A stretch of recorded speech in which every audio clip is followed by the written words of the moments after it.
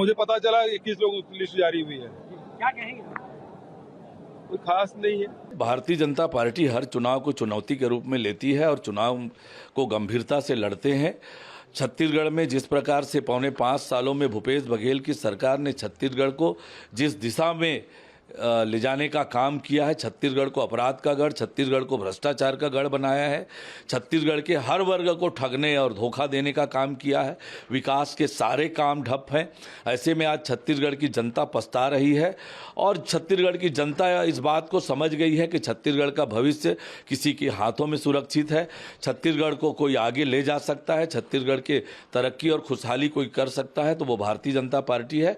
इसलिए पार्टी को भरपूर जनता का आशीर्वाद मिल रहा है और निश्चित रूप से नवंबर में छत्तीसगढ़ में कमल खिलेगा, भारतीय जनता पार्टी की सरकार बनेगी। मैंने कहा कि इसमें युवा भी हैं, महिलाएं भी हैं, अनुभवी नेता हैं। सोच विचार कर पार्टी ने ये प्रत्याशी घोषित किए हैं। निश्चित रूप से इन प्रत्याशियों को जनता का आशीर्वाद मिलेगा। यह बोलना कि ये नए प्रत्याशी हैं पूरी तरीके से भ्रामक है। ये बहुत ही स्वाभाविक बात है कि पाटन में श्री भूपेश बघेल के सामने विजय बघेल जी आखिर बलि का बकरा ही तो बनाए गए हैं।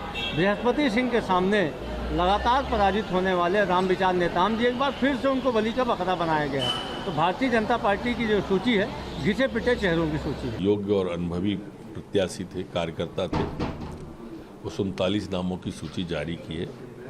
सरकार हो या पार्टी, हमारे नेतृत्व जो है दूरदृष्टि से काम करता है।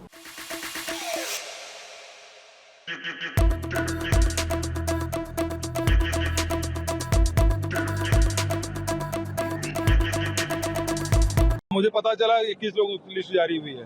क्या कहेंगे?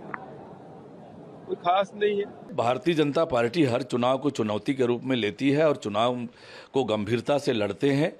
छत्तीसगढ़ में जिस प्रकार से पौने 5 सालों में भूपेश बघेल की सरकार ने छत्तीसगढ़ को जिस दिशा में ले जाने का काम किया है, छत्तीसगढ़ को अपराध का गढ़, छत्तीसगढ़ को भ्रष्टाचार का गढ़ बनाया है, छत्तीसगढ़ के हर वर्ग को ठगने और धोखा देने का काम किया है, विकास के सारे काम ठप हैं। ऐसे में आज छत्तीसगढ़ की जनता पछता रही है और छत्तीसगढ़ की जनता इस बात को समझ गई है कि छत्तीसगढ़ का भविष्य किसी के हाथों में सुरक्षित है।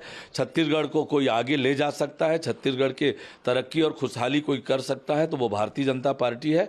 इसलिए पार्टी को भरपूर जनता का आशीर्वाद मिल रहा है और निश्चित रूप से नवंबर में छत्तीसगढ़ में कमल खिलेगा, भारतीय जनता पार्टी की सरकार बनेगी। मैंने कहा कि इसमें युवा भी हैं, महिलाएं भी हैं, अनुभवी नेता हैं। सोच विचार कर पार्टी ने ये प्रत्याशी घोषित किए हैं। निश्चित रूप से इन प्रत्याशियों को जनता का आशीर्वाद मिलेगा। यह बोलना कि ये नए प्रत्याशी हैं पूरी तरीके से भ्रामक है। ये बहुत ही स्वाभाविक बात है कि पाटन में श्री भूपेश बघेल के सामने विजय बघेल जी आखिर बलि का बकरा ही तो बनाए गए हैं।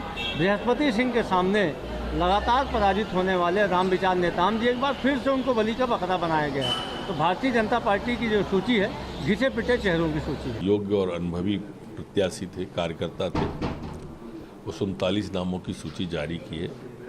सरकार हो या पार्टी, हमारे नेतृत्व जो है दूरदृष्टि से काम करता है।